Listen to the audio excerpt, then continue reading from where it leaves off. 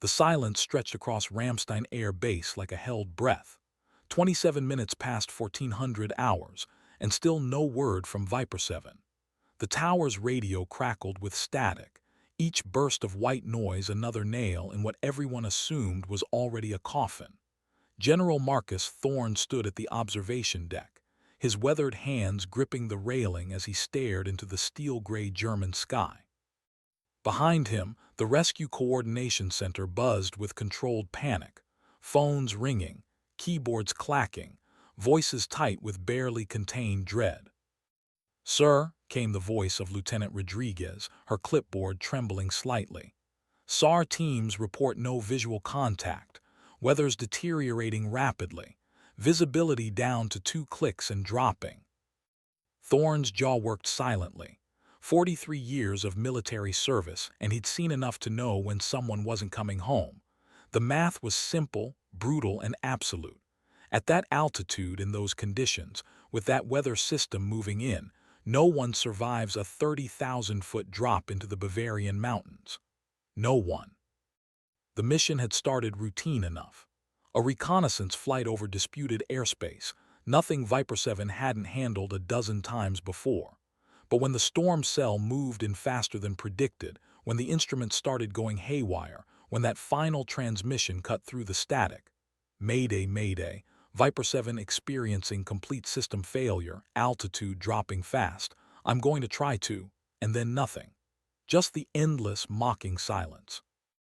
What nobody in that room knew, what the meteorologists couldn't predict, and what the search and rescue teams couldn't imagine, was that 18 miles northeast of their position, something impossible was happening. In a mountain valley where the snow fell sideways and the wind howled like a living thing, where the temperature had dropped to minus 23 degrees Celsius, where no human being should have been able to survive, someone was walking. Not stumbling, not crawling, walking. The figure moved through the storm with purpose, each step deliberate despite the conditions that should have killed her within minutes. Her flight suit was torn, her helmet cracked, but her stride never faltered. Because Viper 7 wasn't just any pilot. She was Lieutenant Colonel Kessa Ice Volkov, and she had promises to keep. The storm that was supposed to be her grave was about to become her resurrection. But first, she had to make it home. And when she did, everything everyone thought they knew about limits, about survival, about what it meant to be unbreakable, was going to change forever. Back at Ramstein, General Thorne was about to learn that sometimes the impossible doesn't care about your expectations. The first time anyone had called her Ice, Kessa Volkov was 19 years old and trying not to vomit during her first high-G training run.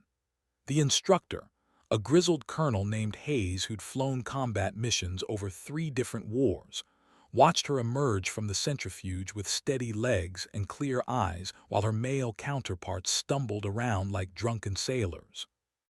"How you feeling, Volkov?" he'd asked, expecting the usual bravado or barely contained nausea.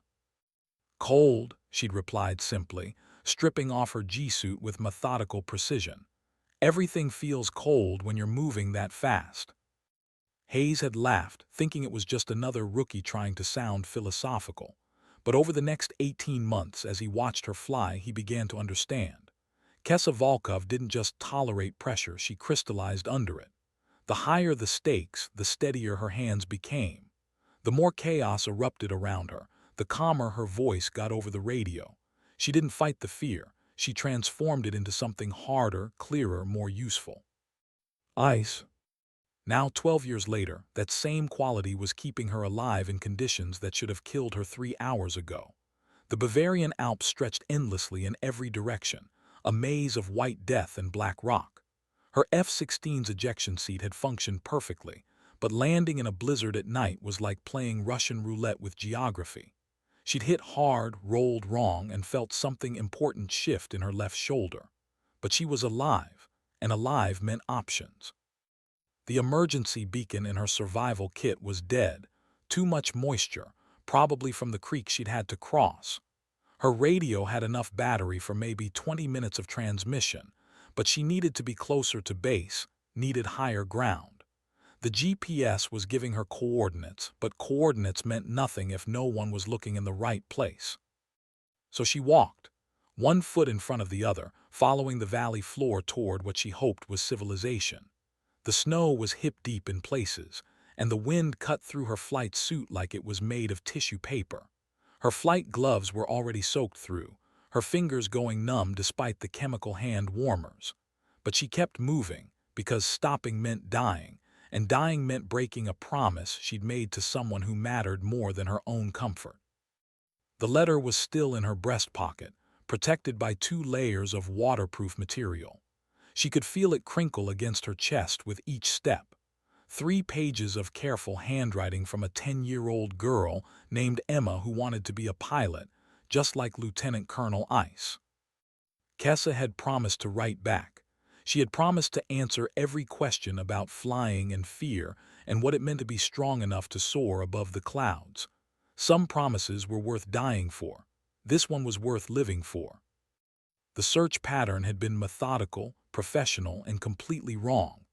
Major Sarah Chen banked her F-16 into another lazy circle, her eyes scanning the white wilderness below through the heads-up display. 12 aircraft, 6 hours of flight time, and not so much as a scrap of metal to show for it. The weather was getting worse by the hour, and soon they'd have to call it off entirely. Viper 2 to search control, she radioed, her voice tight with frustration. Sector 7 Alpha complete. No joy, no joy. Weather's really starting to deteriorate down here. Copy Viper 2. RTB when you reach Bingo Fuel. Return to base. The words every search and rescue pilot hated to hear. It meant giving up, admitting defeat, leaving someone behind. Chen had flown with Ice Volkov for 3 years, had seen her thread an F-16 through thunderstorms that would have sent lesser pilots running for the nearest alternate airfield. If anyone could survive the impossible, it was Ice. But even legends had limits. Down in the valley, Kessa was discovering hers. The cold had moved beyond discomfort into actual danger. Her feet were numb despite the insulated boots, and she could feel the first warning signs of hypothermia creeping in. The slight confusion, the way her thoughts seemed to move through molasses, the almost overwhelming urge to just sit down for a moment and rest. She fought it by talking to Emma. Not out loud, that would waste too much precious body heat, but in her mind, continuing the conversation they'd started in that letter. Emma had asked what it felt like to fly faster than sound, and Kessa found herself composing the answer as she stumbled through another snowdrift. It feels like becoming light, she thought, her boot breaking through a hidden ice crust. Like you've left all the heavy parts of yourself on the ground and taken only what you need to touch the sky. The world gets very quiet up there, Emma. Even when you're going Mach 2, even when every instrument in the cockpit is screaming for attention, there's this pocket of silence right at the center of it all. That's where you live when you're really flying. In that silence. The wind howled in response, as if the mountain itself was mocking her philosophy. But Kessa pressed on, because somewhere back at base, people were looking for her. And somewhere in small-town America, a little girl was waiting for a letter from her hero. Heroes, Kessa had learned long ago, were just people who refused to quit when quitting made sense, even when their fingers were too numb to feel the zipper pulls on their survival kit, even when the snow kept falling and the temperature kept dropping, and every rational voice in their head was screaming at them to find shelter and wait for rescue. Especially then. General Thorne's coffee had gone cold an hour ago, but he kept drinking it anyway. The bitter liquid gave him something to do with his hands while his mind wrestled with the mathematics of loss. Outside, the storm that had claimed Viper 7 was intensifying, turning the German countryside into a howling maze of white death. Weather reports indicated visibility near zero, winds gusting to 60 knots, and temperatures dropping below survivable limits. "Sir," Lieutenant Rodriguez appeared at his elbow again, her voice carefully neutral. "Colonel Morrison is requesting permission to stand down the SAR operation. Weather's degraded beyond safe operating parameters." Thorne nodded slowly. Morrison was right, of course. They'd already pushed the envelope further than regulation allowed, and losing more aircraft to the storm wouldn't bring Ice Volkov back. But standing down meant abandoning hope, officially acknowledging what everyone already knew in their hearts. "Give him 10 more minutes," Thorne said finally. "Then we'll call it." 10 minutes. 600 seconds to find a needle in a haystack the size of Bavaria. It wasn't enough time, but it was what they had. What they could afford to risk without turning one tragedy into several. Miles away, Kessa was learning that 10 minutes could contain eternities. She'd reached what looked like a service road, nothing more than 2 tire ruts disappearing into the snow, but it meant human presence, meant civilization somewhere ahead. Her legs felt like concrete posts, and her vision was starting to blur at the edges, but the road gave her direction, purpose, hope. The letter in her pocket crackled with each labored breath. Emma's careful handwriting had asked another question. "Do you ever get scared when you're flying?" Kessa had planned to write back about courage, about how bravery wasn't the absence of fear, but the decision to act despite it. Now, stumbling through a blizzard with hypothermia setting in and rescue growing more unlikely by the hour, she was getting a master class in her own philosophy. She was terrified. Her heart hammered against her ribs with a rhythm that had nothing to do with exertion and everything to do with the growing certainty that she might not make it home. The cold was winning, turning her thoughts sluggish and her movements clumsy. Every step was a negotiation with her failing body, every breath a small victory against the mountain's desire to claim her. But she kept moving because fear was just information. It told you the stakes were high, the odds were bad, the margin for error had shrunk to nothing. It didn't tell you to quit. That decision came from somewhere else entirely, from a place deeper than instinct and stronger than self-preservation. She thought of Emma's wide eyes in the photograph that had come with the letter, thought of all the little girls who dreamed of flying fast and high and free, thought of the promise she'd made to prove that limits were just suggestions, that impossible was just another word for hasn't been done yet. The road climbed steadily upward through the forest. Somewhere ahead, lights were beginning to flicker through the trees. The lights belonged to Klaus Weber's hunting cabin, though Klaus himself hadn't been there in 3 weeks. The power was still on, the heat still working, and the radio on his kitchen table was still tuned to the emergency frequency he monitored during hunting season. At 1500 hours and 37 minutes, that radio crackled to life with a transmission that would change everything. "Mayday, Mayday, this is Viper 7 Actual. I'm alive, I'm mobile, and I'm really fucking cold." The voice was hoarse, exhausted, but unmistakably real. At Ramstein Air Base, the Rescue Coordination Center erupted into controlled chaos. Phones started ringing, keyboards began clacking, and General Thorne felt something he hadn't experienced in 43 years of military service. His knees actually went weak with relief. "Viper 7, this is Ramstein SAR Control," came the immediate response. "Confirm you are alive and ambulatory. What is your position?" Kessa stood in Klaus Weber's warm kitchen, her frozen fingers fumbling with the radio controls. Steam rose from her flight suit as the ice began to melt, and she could barely feel her feet inside her boots. But she was alive, she was safe, and she had a story to tell that no one was going to believe. "SAR Control, I'm at what appears to be a hunting cabin, coordinates." She squinted at the GPS unit she'd finally managed to coax back to life. 48 degrees, 47 minutes north, 11 degrees, 15 minutes east. I've got heat, I've got shelter, and I've got about 15 different theories about how I'm not dead right now. Copy Viper 7. SAR team is inbound your location. ETA 25 minutes. Are you injured? Kessa took inventory. Her left shoulder throbbed with what was probably a separated joint. Her ribs ached where she'd hit the ground wrong. Her hands and feet were well into the danger zone for frostbite. But she was standing, talking, and thinking clearly for the first time in 6 hours. "Nothing that won't heal," she replied. just extremely grateful for German engineering and whoever pays the heating bill on this place. What she didn't say, what she couldn't explain over an open radio channel, was how she'd walked 18 miles through a blizzard that should have killed her. How she'd navigated by instinct and determination when her instruments failed. How she'd found this cabin in the dark by following tire tracks that shouldn't have been visible under 3 feet of fresh snow. She didn't mention the letter in her pocket, or the promise she'd made to a 10-year-old girl.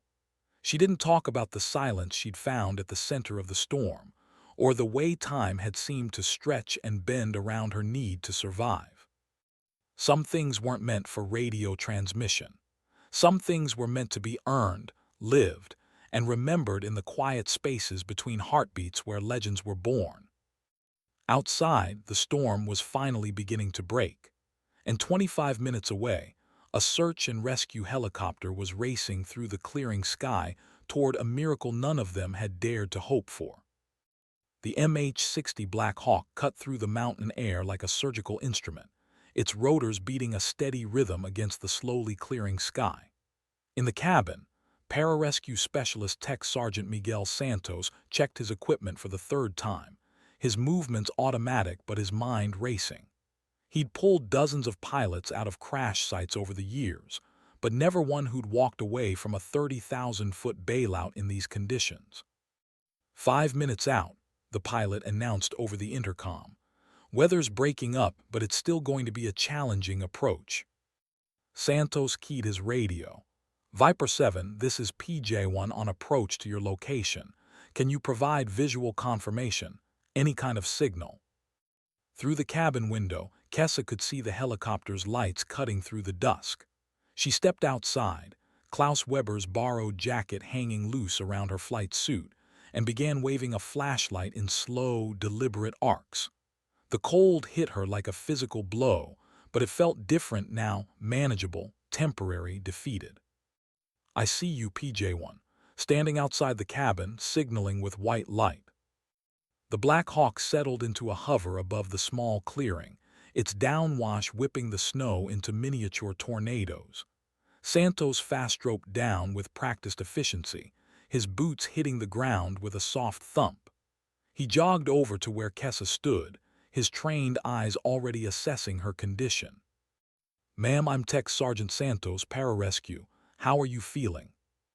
Kessa looked at this young man who dropped out of a helicopter to save her life and felt the weight of the last 6 hours settling onto her shoulders like a lead blanket. She was exhausted, hypothermic, and probably in shock. She hurt in places she didn't know could hurt, but she was alive, and that was a gift she didn't take lightly. "Like I just walked 18 miles through hell," she said honestly. "But I'm breathing, I'm thinking, and I'm ready to go home." Santos smiled, the expression warm even behind his tactical goggles. "Yes, ma'am. Let's get you back to base." The flight to Ramstein took 12 minutes. Kessa spent most of it staring out the window at the landscape she'd crossed on foot, trying to reconcile the impossible distance with her memories of the journey. From the air, it looked like exactly what it was, a frozen wasteland that should have killed her 3 times over. Mountains, forests, valleys filled with snow deep enough to swallow a person whole. But she'd walked through it all, one step at a time, carrying nothing but determination and a letter from a little girl who believed in heroes. As the lights of Ramstein Air Base grew larger ahead of them, Kessa reached into her breast pocket and felt the crinkle of paper. Emma's letter had survived the ejection, the landing, the walk, and the storm. Now it was time to survive the hardest part of all, coming home to a world that wouldn't understand how the impossible had become inevitable. The medical bay at Ramstein was organized chaos, all gleaming instruments and purposeful movement. Dr. Rachel Stern had seen her share of miracle survivals, but as she examined Lieutenant Colonel Kessa Volkov, she found herself running out of medical explanations. The woman sitting on her examination table should have been dead 3 different ways, yet here she was, cracking jokes about German hospitality and asking for coffee. "Your core temperature is still 2 degrees below normal," Dr. Stern said, consulting her tablet. You've got stage 2 frostbite on your fingertips, a separated shoulder, and what looks like a mild concussion. But honestly, Colonel, I've seen people in worse shape from slipping on ice in the parking lot. Kessa flexed her bandaged fingers experimentally. The sensation was returning slowly, accompanied by a burning ache that she welcomed as proof of life. What can I say, Doc? I'm too stubborn to die quietly. Apparently, Dr. Stern made another note. I'm keeping you overnight for observation, but barring any complications, you should be cleared for light duty within 72 hours, though I suspect the brass will want to keep you grounded a bit longer than that. The brass. Kessa had been trying not to think about the debrief waiting for her, the questions she'd have to answer, the reports she'd have to file. How do you explain walking 18 miles through a blizzard? How do you document following tire tracks that shouldn't have been visible? How do you put into official language the feeling that something larger than yourself had been guiding your steps through the storm? Colonel Volkov, a young airman, appeared in the doorway looking nervous.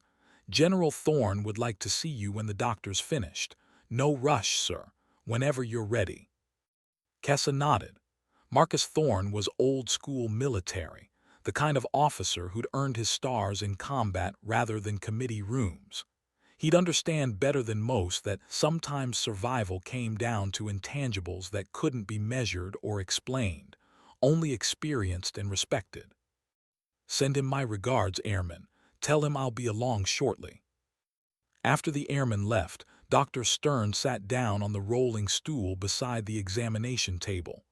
Off the record, she said quietly, what really happened out there? Kessa considered the question, weighing her words carefully. I had help, she said finally. Not the kind you'd put in a medical report, but the kind that matters when you're down to your last options. What kind of help? Kessa reached into the pocket of the hospital gown they'd given her and pulled out Emma's letter, now slightly damp and creased, but still intact. The kind that reminds you what you're fighting for when fighting stops making sense. Dr. Stern didn't ask to read the letter, and Kessa didn't offer. Some miracles were meant to be shared, others were meant to be carried quietly in the space between what was possible and what was necessary. Emma's faith had carried Kessa through the storm, and now it was Kessa's turn to carry that faith forward. She had a letter to write, a promise to keep, and a story to tell. Not the official version that would go in her service record, but the true version that would go in a careful reply to a 10-year-old girl who dreamed of touching the sky. General Thorne's office was a shrine to 4 decades of military aviation. Model aircraft lined the shelves, squadron patches covered one entire wall, and photographs of pilots from 3 different wars stared down from their frames with the confident smiles of people who danced with death and lived to tell about it. Kessa sat in the chair across from his desk, her left arm in a sling but her back straight, her eyes clear. 18 miles, Thorne said without preamble, in a blizzard, at night, through terrain that would challenge a healthy hiker in good weather. He leaned back in his chair, studying her face. Want to tell me how that works, Colonel? Kessa had been preparing for this conversation since the helicopter ride back to base. She'd run through a dozen different ways to explain the unexplainable, to put into words an experience that lived primarily in the spaces between rational thought and pure instinct. I walked, sir, 1 foot in front of the other, following what looked like a service road. When that ran out, I followed tire tracks. When those disappeared, I followed my best guess about which direction might lead to civilization. Tire tracks, in 3 feet of fresh snow in the dark. Yes, sir. Thorne was quiet for a long moment, his fingers drumming against the desk. Outside his window, the lights of Ramstein stretched into the distance, a constellation of human purpose against the German night. Finally, he spoke again. I've been in this business for 43 years, Colonel. I've seen pilots do impossible things under impossible circumstances. I've seen good people die for no reason and bad people survive against all odds. I've learned that sometimes the universe operates on mathematics we don't understand, And sometimes the best thing an old general can do is shut up and be grateful. He pulled a folder from his desk drawer and set it between them. Your incident report is due in 72 hours. I want it to be complete, accurate, and honest, but I also want it to be useful. The Air Force has a tendency to overanalyze miracles instead of learning from them. What would you like me to emphasize, sir? Preparation, training, the importance of survival equipment and emergency procedures, the value of staying calm under pressure. Thorne's weathered face cracked into something that might have been a smile. Leave the metaphysics to the chaplains and the philosophers. Focus on what other pilots can learn from your experience. Kessa nodded. It was good advice, practical and wise. But as she stood to leave, Thorne's voice stopped her at the door. Colonel, off the record, what really kept you going out there? She turned back, seeing not the general who'd commanded thousands of sorties over hostile territory, but the pilot who'd once been young and scared and alone in a cockpit somewhere, facing his own moment of truth. A promise, sir, to someone who believed I was stronger than I thought I was. Thorne nodded slowly. Those are the promises that matter most. Dismissed, Colonel, get some rest. As Kessa walked through the corridors of Ramstein toward her temporary quarters, she felt the weight of Emma's letter in her pocket. Tomorrow, she would begin writing her reply. Tonight, she would simply be grateful for the chance to keep her word. Emma Martinez lived in a small house in Tucson, Arizona, where the sky was always blue and the mountains stayed where they belonged instead of trying to kill you.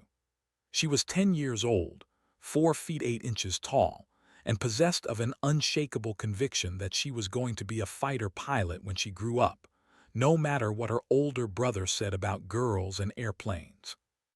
She'd sent her letter to Lieutenant Colonel Ice Volkov 3 months ago, after seeing a news story about the first female pilot to fly combat missions in the new F-35 Lightning. The letter had been carefully handwritten on her best stationery, each question thoughtfully composed, each word double-checked for spelling. Her mother had helped her find the right address, but the words had been entirely her own.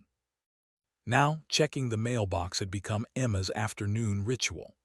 Every day after school, she would drop her backpack by the front door and race out to the curb, hopping to find an envelope with the return address of Ramstein Air Base, Germany. Her mother kept telling her that important people were busy, that Lieutenant Colonel Volkov probably received hundreds of letters from children, that she shouldn't get her hopes up. But Emma had learned about faith from her grandmother, and faith didn't care about statistical probability. Faith was betting everything on the possibility that somewhere in the world, someone was listening. On a Tuesday afternoon in March, when the desert sun was turning the sky the color of burnished copper, Emma's faith paid off. There, nestled between the electric bill and a furniture catalog, was a thick envelope bearing the Eagle and Star logo of the United States Air Force. Her hands shook as she tore it open. Inside were 3 pages of careful handwriting and a photograph that made her breath catch in her throat. The photo showed a woman in a flight suit standing beside an F-16, her helmet tucked under one arm, her face serious but kind. At the bottom, someone had written for Emma, who reminds me why we fly. The letter began simply, "Dear Emma, thank you for your questions about flying and fear and what it means to be strong enough to soar above the clouds.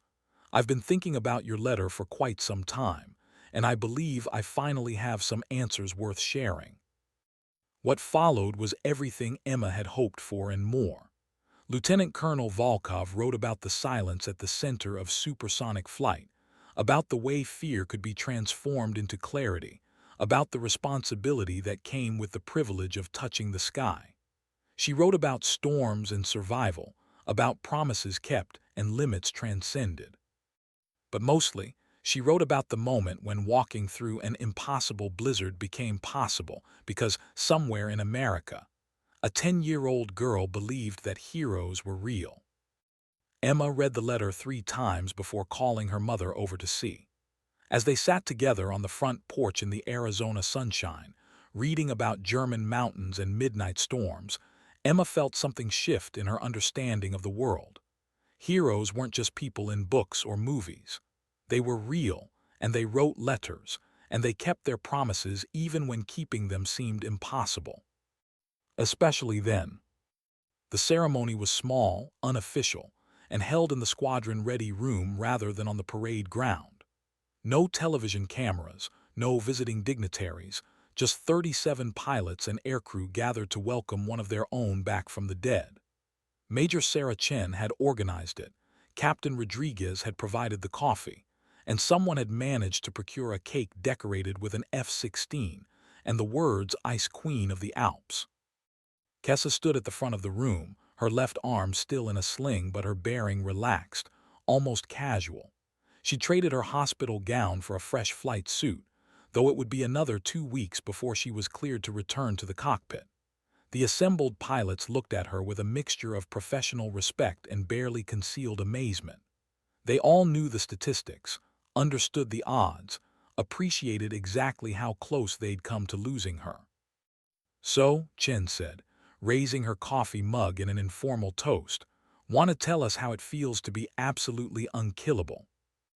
Laughter rippled through the room, but it was the comfortable laughter of people who'd looked death in the face and chosen to mock it rather than fear it. These were combat pilots, test pilots, people who made their living pushing the envelope until it tore. They understood that sometimes survival came down to skill and preparation, and sometimes it came down to pure, bloody-minded stubbornness. "It feels cold," Kessa replied, and the laughter got louder. "Everything feels cold when you're walking 18 miles through Bavaria in February, but it also feels—" She paused, searching for the right words. "It feels like receiving a gift you didn't know you needed, like being reminded that the world is bigger and stranger and more forgiving than we sometimes give it credit for." She reached into her breast pocket and pulled out Emma's letter, now showing the wear of multiple readings. This came from a 10-year-old girl in Arizona who wants to be a pilot when she grows up. She asked me what it feels like to fly faster than sound, and whether I ever get scared. I thought I knew the answers to those questions, but it turns out I had to walk through a blizzard to really understand them. The room had gone quiet, the easy camaraderie replaced by something deeper, more attentive. These were people who lived their lives at the intersection of courage and technology, who understood that for all their sophisticated equipment and advanced training, success still came down to the human heart beating steadily in the cockpit. "Flying faster than sound feels like becoming light," Kessa continued. "Like you've left all the heavy parts of yourself on the ground and taken only what you need to touch the sky. And yes, I get scared. Every time I strap into the cockpit, every time the canopy comes down, every time I light the afterburners and feel that kick in the pants that means I'm about to trust my life to 30,000 pounds of barely controlled explosions." She folded the letter carefully and slipped it back into her pocket. But fear is just information. It tells you the stakes are high, the margins are thin, the consequences are real. It doesn't tell you to quit. That decision comes from somewhere else entirely. Captain Rodriguez raised her coffee mug. "To ice," she said simply. "To ice," the room echoed. And for a moment the ready room felt less like a military facility and more like a church, a place where small miracles were acknowledged and larger truths were honored in the space between one heartbeat and the next. The official incident report was filed on schedule, 14 pages of careful documentation that managed to tell the story without quite explaining the mystery. Kessa had followed General Thorne's advice, focusing on preparation, training, and the importance of maintaining situational awareness even in extremis. She wrote about emergency procedures and survival equipment, about the value of physical fitness and mental toughness. She made it sound like a textbook case of good training, overcoming bad circumstances. What she didn't write about were the moments when training ran out and something else took over, the times when she'd known which direction to walk without being able to explain why, The way the tire tracks had remained visible in snow that should have covered them completely. The feeling that she wasn't walking alone through that storm, that something larger than herself was helping her find the path. Some truths were too large for official reports, too personal for bureaucratic language. They lived in the spaces between documented facts and lived experience, in the territory where faith intersected with physics and miracles masqueraded as luck. But they also lived in letters to little girls who dreamed of flying. Emma's reply arrived 3 weeks after Kessa returned to flying status. It was shorter than the first letter, but no less carefully written, filled with questions about survival training and emergency procedures, about the importance of physical fitness and mental preparation. She'd read Kessa's letter so many times that she could quote entire passages from memory, and she wanted to know more about everything. But the last paragraph was pure Emma, unfiltered by adult caution or realistic expectations. Thank you for showing me that heroes are real and that impossible is just another word for hasn't been done yet. I'm going to be a pilot like you someday, and when I am, I'm going to remember that fear is just information, and that promises are worth keeping even when keeping them seems impossible. Especially then. Kessa read the letter 3 times, sitting in her quarters as the sun set over the German countryside. Outside, she could hear the evening sounds of the base settling into night routine, vehicles moving, voices calling, the distant whine of jet engines as another mission returned from wherever missions went when young pilots carried them into the sky. She thought about promises and possibilities, about the weight of other people's faith, and the responsibility that came with surviving when survival seemed impossible. She thought about Emma Martinez in Tucson, Arizona, looking up at the blue desert sky and dreaming of the day when she would climb into a cockpit and discover what it felt like to become light. That night, Kessa began writing her second letter. It started with a simple truth. Dear Emma, heroes aren't people who don't get scared. Heroes are people who get scared and fly anyway. The rest of the letter wrote itself, flowing like water across the page, carrying with it all the wisdom that could only be earned at 30,000 feet or 18 miles through a storm that should have killed her. 6 months later, the legend had grown in the telling. In squadron-ready rooms from Korea to Kuwait, pilots shared the story of Volkov's walk through the Bavarian Alps, each retelling adding new details, new embellishments, new impossibilities. Some versions had her fighting off wolves. Others had her surviving for days on nothing but snow and willpower.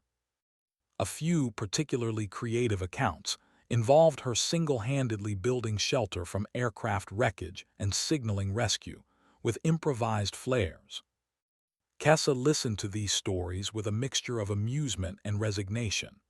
Military folklore had a life of its own, and trying to correct the details was like trying to change the direction of the wind. Besides, the truth was strange enough that fiction seemed almost mundane by comparison.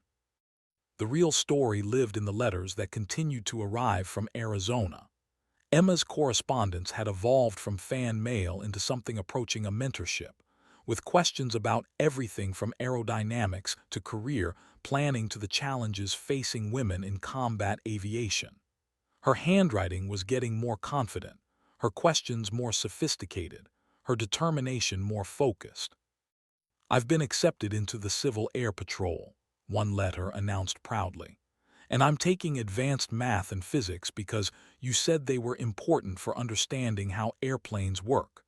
My brother still says girls can't be fighter pilots, but I told him about you and he doesn't say it anymore. Each letter came with a photograph, Emma in her CAP uniform, Emma at an airshow standing beside an F-16, Emma receiving an award for academic excellence. Watching her grow from an enthusiast